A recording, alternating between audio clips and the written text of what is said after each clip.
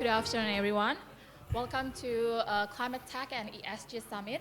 I hope you all had a nice lunch. My name is Khamila, Mulia. I'm a Jakarta-based reporter for DealStreetAsia, and it's a very honored. I'm very honored today to share this stage with a group of experts in the EV industry, as we're going to discuss about the evolution of electric vehicles in Southeast Asia, how to supercharge adoption and growth. Now, before we begin the discussion, I'm just going to quickly introduce the panelists here. Next to me, we have Julien Mialaret, operating partner at Eurazeo. Eurazeo is one of the largest VC firms in Europe, and it recently announced the final close of Smart City Fund 2, and which is focused on new technologies for sustainable cities, including advanced mobility, new energy, and electric vehicles-related investments. Next to him, we have James Chan, founder and CEO of Ion Mobility. Ion Mobility is a startup based in Singapore and Jakarta. It designs and manufactures two-wheeler EVs, and Ion's first model is set to be delivered early next year. Next to James, we have Jack Yang, Managing Director of Electrum. Electrum is a joint venture between GoTo and TBS Energi Utama that builds two-wheeler EV ecosystem in Indonesia. And the company recently commenced the construction of a scooter, and it plans to produce 250,000 units per year. And last but not least, we have Dr. Morgan Carroll, ESG Director of Vingroup and VinFast. VinFast is the pioneer in the Vietnam's EV industry, the biggest one also.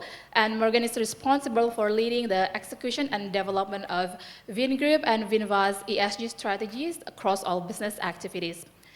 So we know that Southeast Asia has emerged to become a key market in Asia when it comes to electric vehicles adoption. The industry is poised to growth, and with the potential of manufacturing capabilities as well as the rich nickel reserves in some markets, especially in Indonesia, Southeast Asia is also set to become a production hub for EV batteries and the EV itself. So, and the adoption is increasing every year, right? I want to start with Indonesia first, the Southeast Asia's largest market. So Indonesia has an ambitious target, I would say, for the EV adoption. I think the government wants to have 1.8 million electric bikes in 2025. And according to the latest data, we currently have only about 43,000 of e-wheeler that registered right now. So what do you think behind this? What can we do to boost this growth going forward? Probably James or Jack. Jack, you want to start first? Well, first of all, it really depends on the definition of electric two-wheelers. If our definition is basically having electric motor, a sizable battery, running on two-wheelers, helping people to move from place A to place B, actually Indonesia right now is selling 1.5 million such units per year, as of now. So the data is different is because the data uses a source where the bike needs to be registered. Under the government, I think some kind of guidelines, waiting a license that costs 2.5 million rupiah. So that's actually only 10%, because 10% people feel the need to register the bike. We call it on the road. 90% of such bikes are off-the-road bikes. So the vast majority actually bikes are the ones people use, to commute within maybe 5 to 10 kilometers radius. And then they mostly in the countryside, ridden primarily by low-income people, children, old enough children, like also the, people who don't really necessarily work, use the bike to work. So that's 1.5 million units. So in that regard, I think Indonesia is actually making good progress. But of course, we also understand, regulatory framework always lag behind innovation and technology, right? So I think that the differential in statistics, right, I think it's an example of such lag. But overall, I think there's still a long way for Indonesia to improve. I think the demand is really solid, as we all believe now. I think it's around the affordability of technology, the manufacturing, the supply chain, and some government support in terms of incentives, and especially the execution of dispersion of incentives can improve quickly. And I think growth in such field is not linear, it's exponential. So basically, we're going to see a hockey stick kind of effect just in a few years' time. And I think in general, Indonesia is still on track to achieve its target, in my opinion. So I generally agree with Jack. I think he's given a very good overview of the on and off-road situation in Indonesia right now. Apologies for my hoarse voice. I just came back from Indonesia ASEAN Summit and have a sore throat after another panel back to back. The nuance that I would add to the conversation here is, while there are indeed 1.5 million minus 40,000+ registered bikes on the road, these low-powered bikes are what I call throwaway bikes. They're very low-powered. They typically retail for a few thousand RMB in China. They started out as nickel, cadmium, low-end power batteries, and they are upgraded with lithium-ion, and they're not qualifying to be homologated road vehicles. Not because they could be and they chose not to. The government has incrementally done away with a lot of the registration taxes and sales taxes to the point where actually there's no more barriers not to register if the product reaches minimum standards. The thing is, because of the general plateauing of demand and there's no much new innovation and growth left for such products in China, which are all constrained to the bicycle lane traffic. They're all upgrading it slightly, keeping it double 70 or double 80 sub, right? Meaning double 70 kph, it's kept 70 kilometers per charge or per swap. And they then end up exporting it to Indonesia and upmarking it by 3 times, easy. The same thing you can buy for $300-400 US, you're buying for $1,200 to $1,500 US in Indonesia as an unregistered vehicle. Sometimes cheaper, 10 juta, right? So you've seen 9, 8, you've seen the whole range of this product prices. 16, yeah, 8 to 15, 16. But I think in general I disagree. The implication that is trade dumping. Oh no, I wasn't saying that. I wasn't saying that. The implication. No, I wasn't. I think you're jumping the gun, Jack. I wasn't saying that. Yeah, I think because what I'm saying is that I haven't finished. Yeah, I'm so sorry. Yeah, go ahead. I did not imply dumping. What I meant was a desire to seek growth outside of China, which is nothing wrong. I think it's correct. However, the product innovation that they were seeking is actually fundamentally different from what Indonesian customers look out for. The road motorcycle products that you need on a daily basis, that you travel 80 kilometers to 160 kilometers round trip a day on an average daily commute at extreme ends, is not what these products can easily fulfill. Rather than comply and add product innovation, R&D costs, and specifications and battery costs, they just start selling. It's not dumping. It's just the way the product is made. I think that in itself is an innovation. I think there is innovation going on there. I see a lot of forums with Indonesian consumers modifying these products. But then with that requisite process comes danger, safety, fires, non-standards. There's not even a certification body in Indonesia today who can certify battery packs, automotive standard. So with all these nuances, I think the government has done a great job to put together an initial homologation framework. Unfortunately, it means, that's the purpose of regulation, right? You have that need to comply, and then the market needs to innovate to catch up. So in that regard, that's the extra nuance I would add.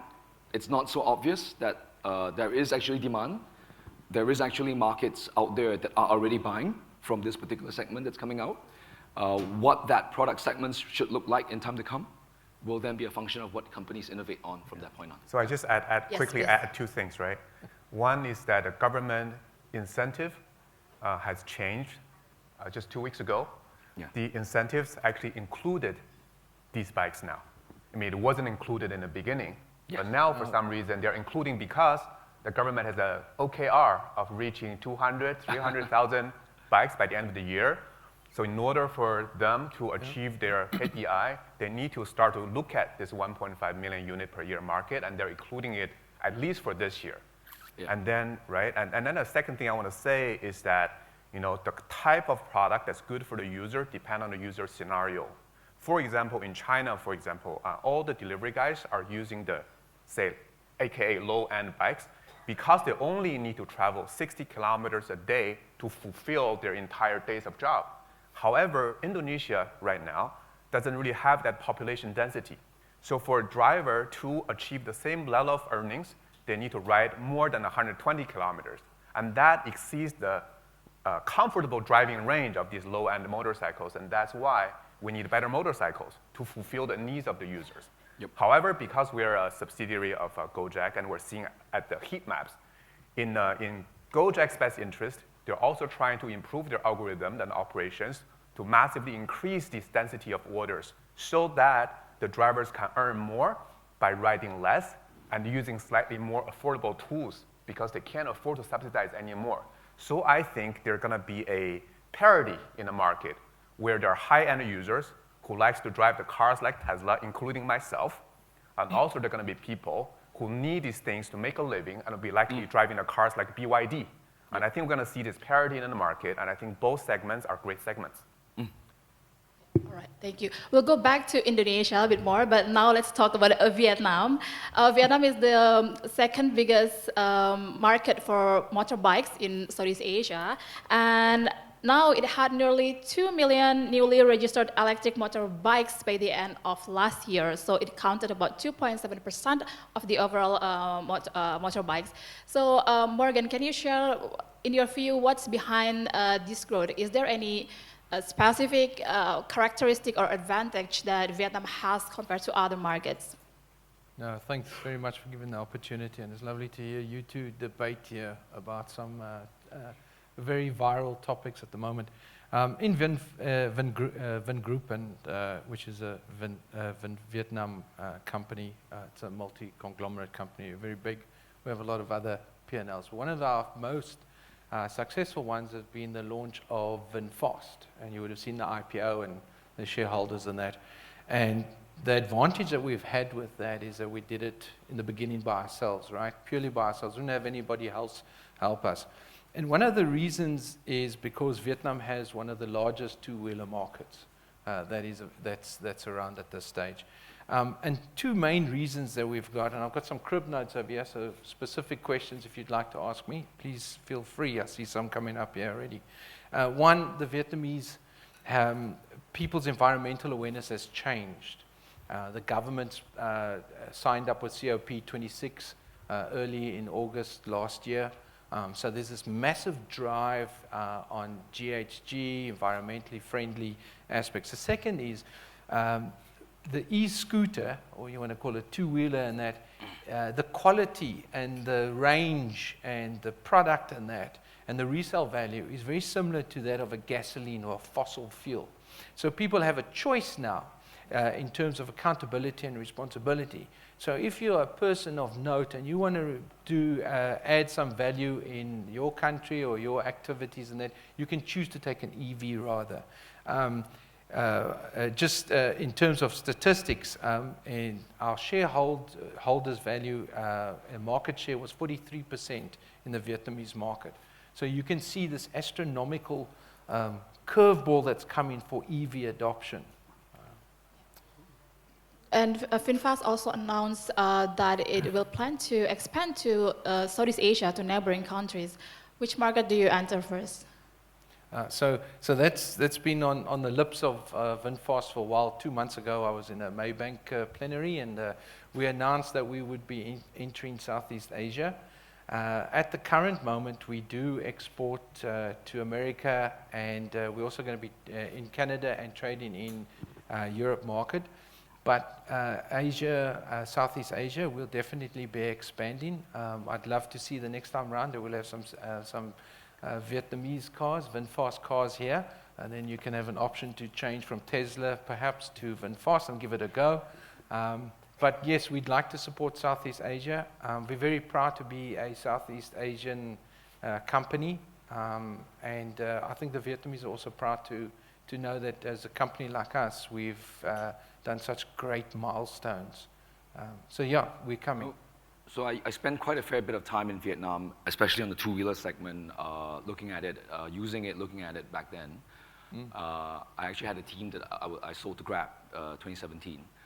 The nature of motorcycle usage is different in Vietnam compared to Indonesia and Thailand. The styles of motorbikes and the power performance requirements are a bit different. There is a reason why VinFast has gone with a particular type of form factor performance that they've done for the two-wheelers. And in my mind, as iMobility, I think the Vietnam market is a far more challenging market compared to Thailand, considering outside of Indonesia, right? I mean, Indonesia being the biggest market out in Southeast Asia, third in the world, second in the world. I think Vietnam is challenging because Interestingly, we look at some stats online. Indonesia, with a population of 270 plus million, census officially or not, has a population of 120 plus million combustion motorbikes. And then you look at Vietnam with a population of 90 plus million, and they have much higher ownership. I think 60 plus 70 million motorbike population. So the motorcycle ownership per 1,000 households in Vietnam is much higher. The running joke I had when I was in Vietnam a lot, there was, you have one bike to go to work and you have one bike to take the girls out. And maybe you have another one because you want to go out riding on the weekend differently. So the willingness to own different styles of motorbikes is higher. What you don't see on official statistics where they go, oh, Vietnam market is this much dollars, billions per year, number of bikes, average dollar per bike, but actually the ownership per person is actually much higher. So I would say that the spend quality is equivalent to Thailand, but then the variability and the requirements are a bit different. So it's difficult. It's not one market, it's multiple markets in Southeast Asia.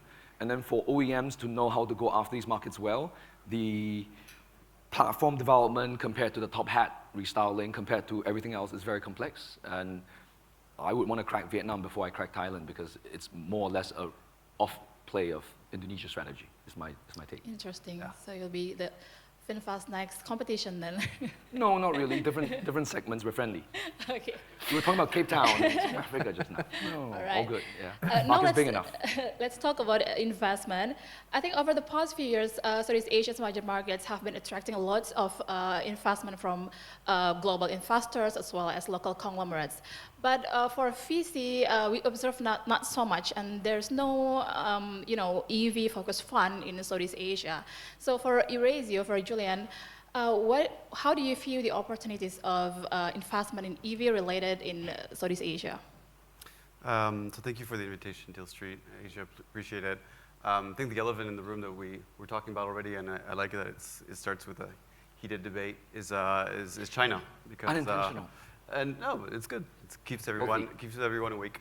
Exactly. And I think the elephant in the room is definitely China because, and that's where we invested the first.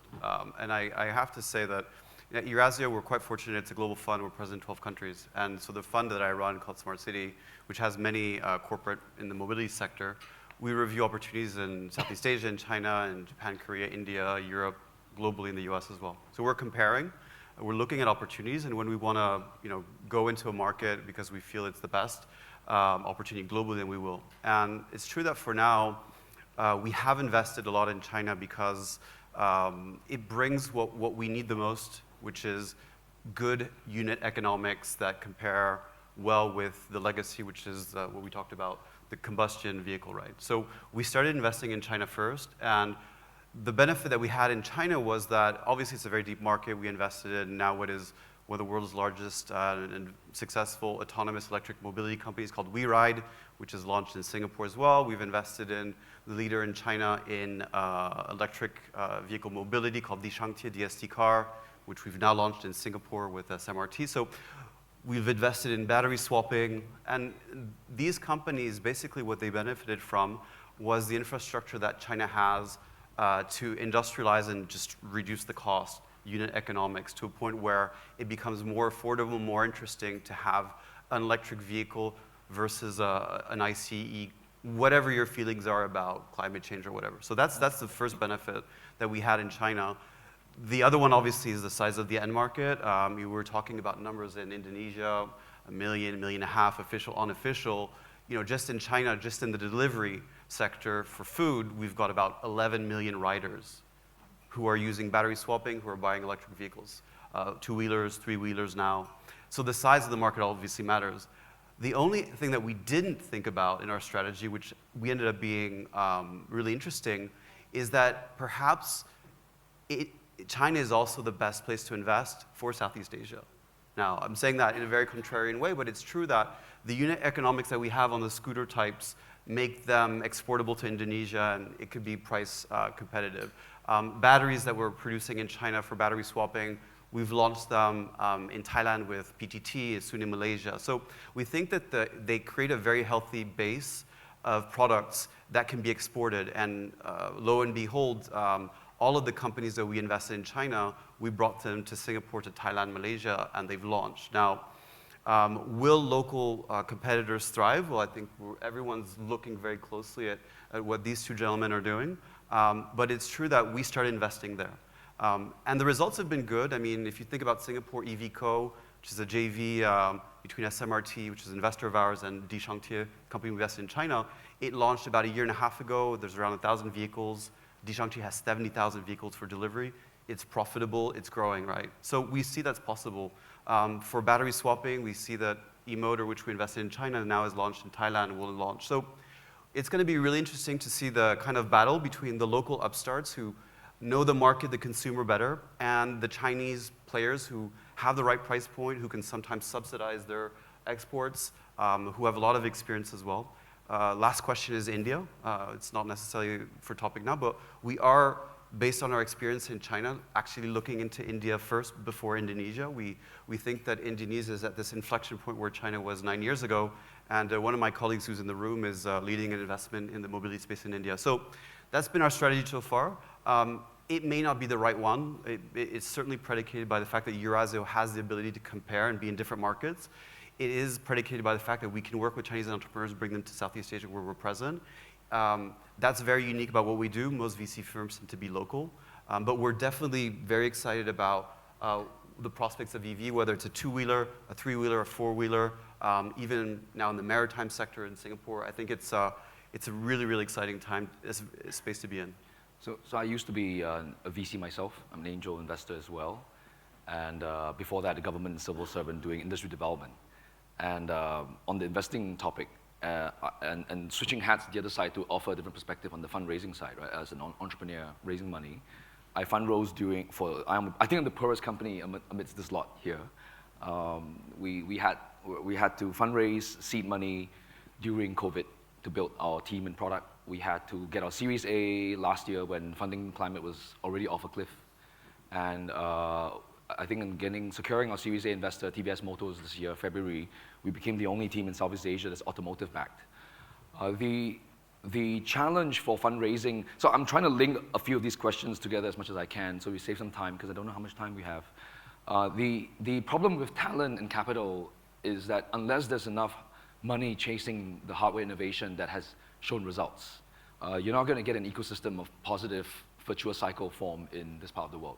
The amount of talent that you can find in China and India with its own onshore automotive industry, two-wheelers, combustion, right, is very different from Indonesia and Southeast Asia where there's no onshore giants. Astra Honda doesn't count because they're not doing the real engineering needed in non-black box manner. They do a lot, and they do have a lot of people we can hire from, but there is a constraint in the extent to which they can see the whole picture.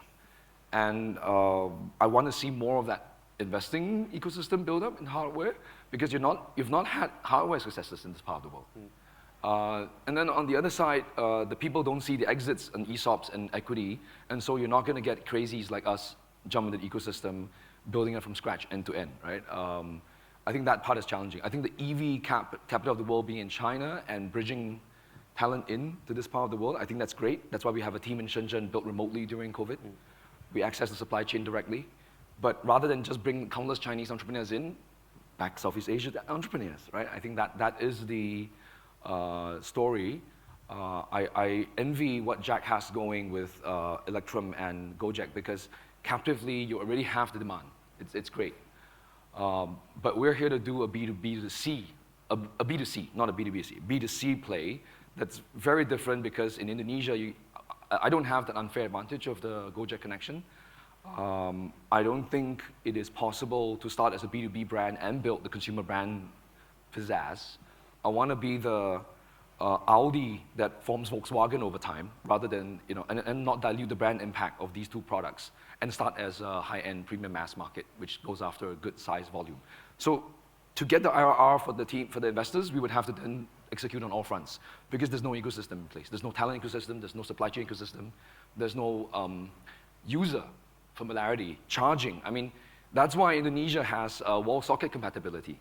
Whereas in Singapore, they're freaking out over plugging in PMDs and PMAs into the wall because they think it catches fire, but that's a different problem. They don't solve the problem, they go solve something else, right? So I think we just need to see 3 to 5 years more and more capital going into this place, and with more digestion of capital, you're going to see the real Slim Shadys kind of stand up and then get counted, and the consumers vote with their dollars where they want the money to be, and I think that will really then cross the 9 years gap to 1-2 year gap, and then catch on from there. Right. I'm going to take some questions from the audience because they are already popping up. First, how is the availability of skilled talent impacting Southeast Asia EV industry? Are there initiatives to foster education and training programs that can cater to the industry evolving needs? Maybe Okay, Jack, so you can maybe, want to address that. So I think I'm a good example of that. First of all, in case you don't know, I'm not Indonesian. I started my first job in mobility at Uber. So I'm a product manager at Uber based in San Francisco. And my job is to build a platform specifically for drivers and supply, and then to roll out a product globally, China, Southeast Asia. And then after that, I was very early in a startup, mobility startup in China called Mobike, that we do shared bike shares. And then we sold the company 2 years later, 3.7 billion to Meituan, which is one of the largest platforms in China. And this is actually my third job in mobility. So you see, I think my background showed how any talent, right, can actually travel around the world and eventually and be attracted by exciting market and exciting people. So one of my jobs at Electrum is actually to build an environment for an Indonesian company, right, to welcome global talents. So that's why that actually we have a lot of global talents,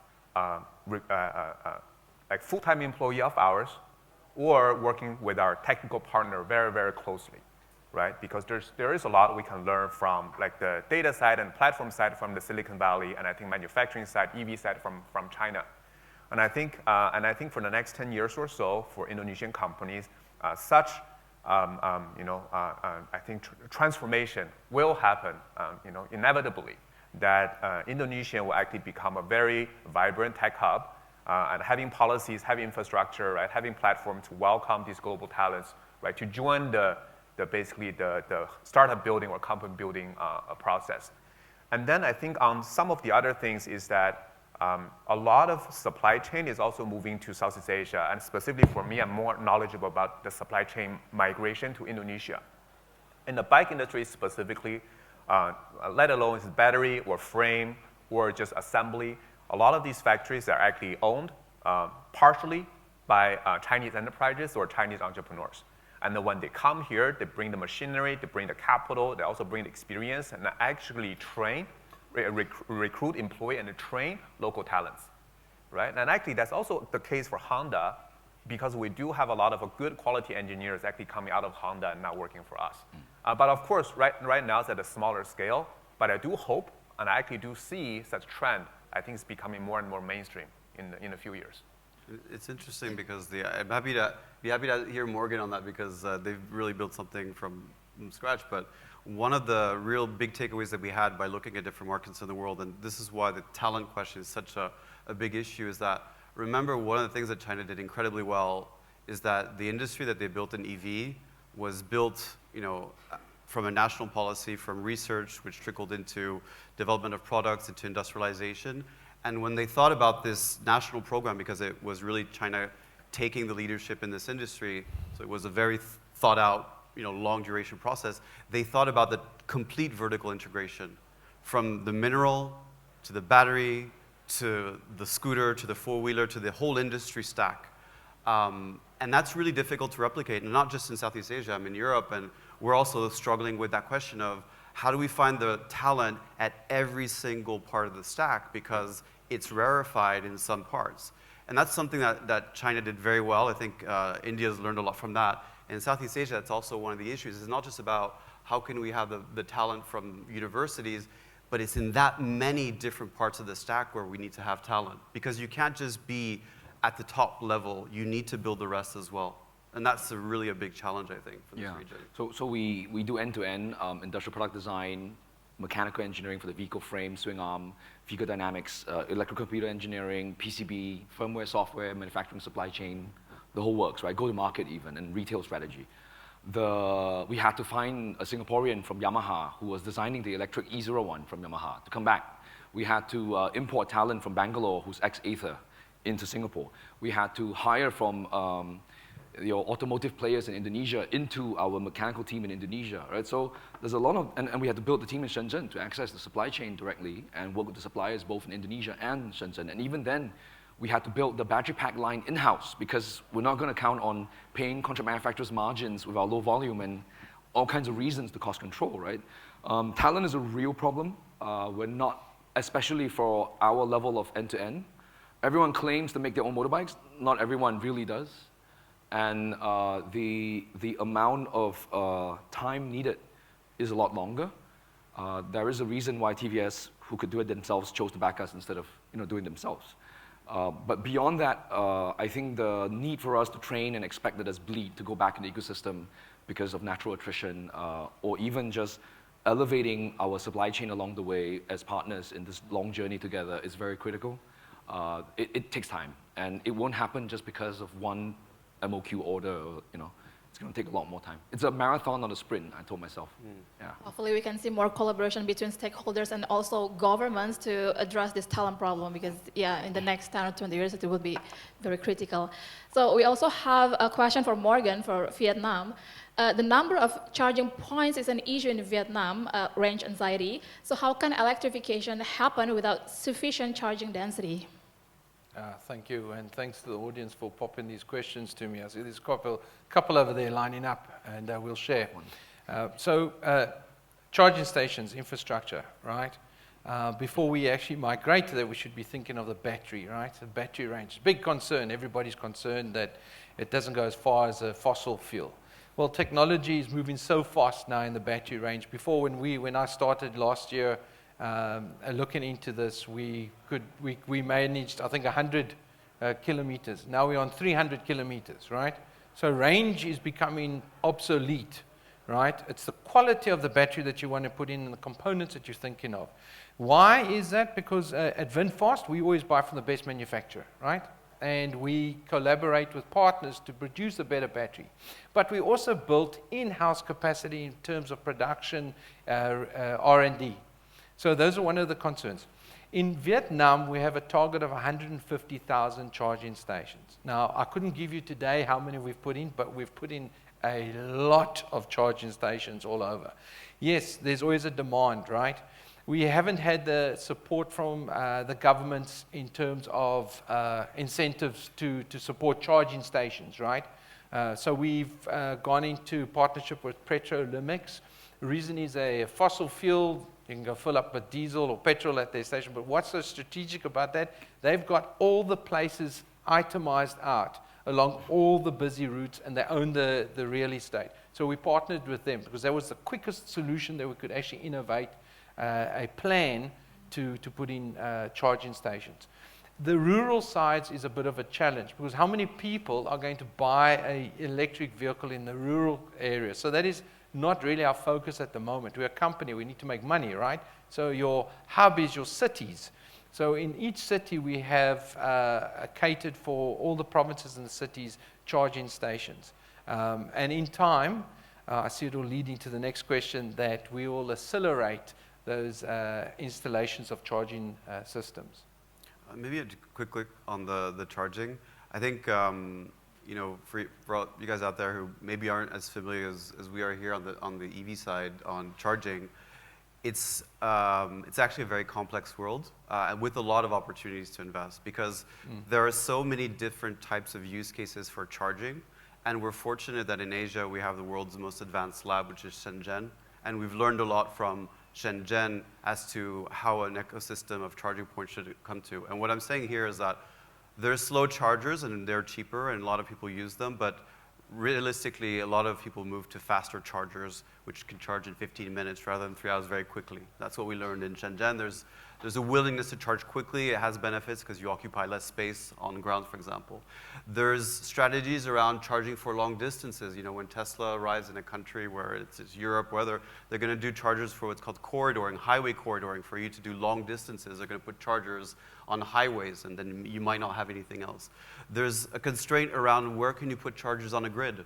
The grid can only support certain chargers, and so we're seeing an innovation, for example, in Germany, where companies are coming in and saying, well, I'm putting a charger, but I'm coupling it with a battery system. So during the night, it's going to consume Draw and- electricity from the grid, and during the day, it's going to allow you to charge. So charging fast or slow, occupancy of space, is actually a very, very complex ecosystem with a lot of investable opportunities. And I think that's something that we still don't realize because there's a lot of big players that are on it, but it's actually very deep and complex. And I think it's Southeast Asia will realize how complex it will when it will have the density of chargers that we have, for example, in Europe right now.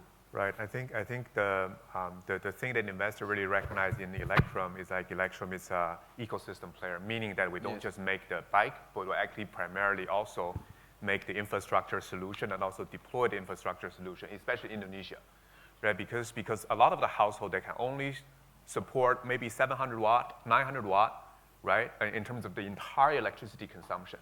So imagine like charging, say, your car 66 kilowatt hour, right? That actually means it's going to take more than 66 hours to get a full charge. And even for electric motorcycle, I think that's a big problem. Is because I mean, they have to turn out the lights and turn up the fan, turn up the AC, TV in order to charge their bike. I think that's actually probably one of the reasons why a lot of people primarily go for the cheaper, lower performance bike so that they could charge at home. But then when we're looking at the Gojek data, right, because there's likely a sizable electric vehicle registered on Gojek platform, more than 85% actually are using the swapping system so that they don't actually need to charge at home, right? They can charge at our swapping infrastructure because they need uptime, they want to avoid downtime, and they just want to earn more, right? So I'm not so sure about the consumer side of the scenario, but I think in terms of commercial and logistical uses, I think swapping infrastructure will probably be at least a near future solution for Indonesia. So I agree with Jack. I think for B2B businesses, I think it makes a lot of sense to have a battery swap network. The total cost of ownership to set it up for B2C from day one does not make sense. As a product innovation company, we also look at what that means from charging perspective. We look at it as a double-pronged strategy. We both have a very viable fixed battery that can do 170 kilometers per charge at limit.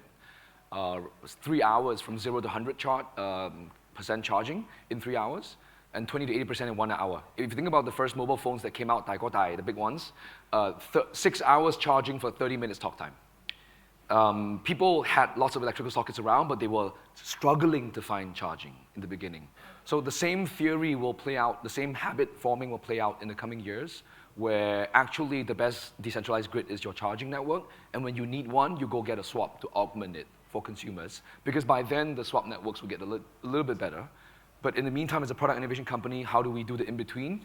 We have a main pack plus another one. So we're working towards a swap pack configuration that will see our bike go past 250 kilometers range.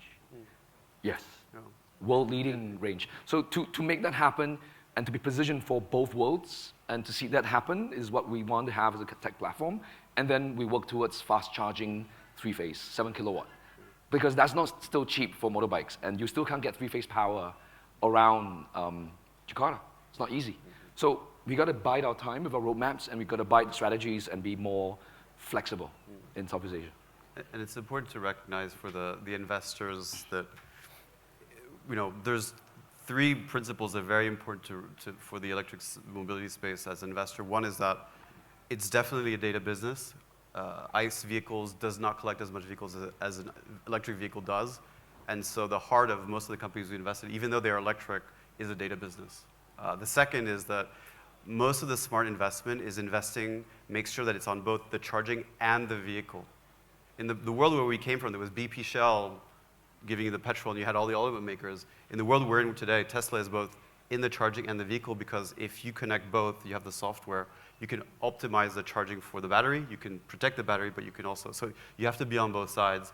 And the last one, which is really important, we talked about it earlier on, is that EV is part of a much bigger ecosystem. Solar at home, charging at home, EV, it's a lifestyle choice. And if you think about it in lifestyle choice ways, then you're not just thinking about EV alone. You're thinking about when you are a digital native, what kind of things you enjoy. When you decide to move away from having gas in your home, you've gone to electric, you've gone to solar, you've decided to be that lifestyle. And that creates a lot of opportunities as well. So the more you invest in the sector, the more you learn about some of the opportunities that are a little bit hidden. But those are things that I think most investors think about. Okay. I want to talk about environmental issue a bit because we already get this red blinking. So there are some environmental concerns associated with EV, like the production and waste of batteries and the waste risk later. So how are you as industry players work together with other stakeholders to address these concerns? You're ESG expert, maybe. No, Start first. we know everything, Set the tone. of course. Yeah, so the mining edifices, right, they under challenge as well because people are talking, we're talking about conflict minerals here, and we're also talking about GHG and the output that it does. So in terms of resource mining, right, so most mining companies in that are registered with RMI, Responsible Minerals Initiative, right? So it tells you that their source is viable and certifiable. So that's the first thing that you need to look at. The second thing that you should be focusing on is the GHG emission factor of obtaining that product that you have. So if you can find natural line minerals that are just lying on the ground, I wish you could find that, but hard to imagine that. But then you would want to take that because there's a less carbon footprint. But nowadays, there's certification required for mining and for companies to buy those kind of minerals. So responsible sourcing is one of the key factors that are coming into play. In terms of the resource development in this kind of metals, they are scarce. So if you're investing in Leon batteries, minerals, and things like that, there would be a good motion to move towards that. They're very scarce in obtaining. Well, what's very unique about this kind of mineral, it has its own genetic footprint. So responsible companies can also get a genetic footprint, just like you do with gold, right? I don't know if you guys know that. The ladies should, about gold, right? It has a genetic footprint. So if a battery is you're unsure of its origin, that you can take a genetic footprint of that material that's inside the battery and you can source trace it. So that's where we're probably going to move in the long term in the mining edifices. I think there's still a lot of challenges, to be honest, along the value chain. One of the good things is that a lot of the entrepreneurs who are starting companies here are very, very driven by this. They want to change things. The immediate benefit of electric mobility, we can see it, in China is pretty clear on the air quality. It does have an impact, and we're hoping that in India it's going to have similar impact. But beyond that, the end-to-end chain of making sure that, yes, you have an electric vehicle, but that it's powered by also renewable is one of the big challenges. For example, we're an investor in battery swapping companies. They want to make sure that it's not just the batteries that are recycled, and that's one of the big benefits of swapping, is that the batteries do get collected at the end and can be recycled, and whereas when you're just a normal scooter, you can go to a landfill, right? So, but they now want to make sure that the electricity that's powering the battery is also from a renewable source. So thinking about coupling that with solar. So it's not solved. The fortunate thing is that the people who are starting these companies, it's very, very important for them, and so we do rely on that talent pool as well to change things. That's really important, but I think there's still challenges for sure. So I just want to elaborate a little bit on this, the battery myth. So recyclability on batteries, vehicles, EVs, right? So VinFast and VinES, which is another P&L, we make our own batteries, right? But we've also gone into business with CATL. We purchased batteries from them, and Leon, another company. We're building a recycling plant. Your battery that you currently have in your car is up to 95% recyclable. So it's worth every cent to take that components and recycle it back again. It's only 5% waste in terms of battery. So it's not as if you think you're going to throw the shell away. Everything in there is pretty much usable. So I think every startup wants to become Apple, in the sense that they want to move from a price taker to a price maker. Only when you become a price maker can you dictate standards that you want throughout your supply chain and your processes. In short, we're running out of time, but in short, to take a role in ESG actively as a startup, I think we have to survive and then thrive. And then have your consumers join you on the seat at the table to amplify the voices, to not just be removing sound and air pollution from the roadside, but then to also be cleaner power sources, cleaner recycling, cleaner supply chain, responsible labor, all those SDGs that we want to see happen to leave behind a better future, I think, for all of us. Jack, you want to add? For ESG? Yeah. Defense No, I think it's just, it is a great thing. I mean, we fully embrace it. And we have experts just like Morgan who are really knowledgeable about ESG to advise us and guide us.